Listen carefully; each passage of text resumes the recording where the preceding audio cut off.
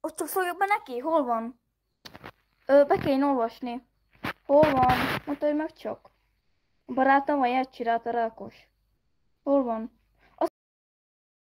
Én nem fogok neked békék hagyni, mert nem mutatod meg nekem azt a csimpajszpuját.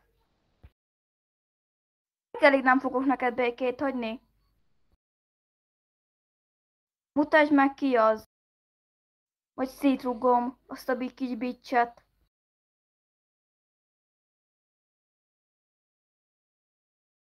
Hol van? Mit mondott? Mit mondott neked? Mondj csak meg. Mit mondott? Kérlek.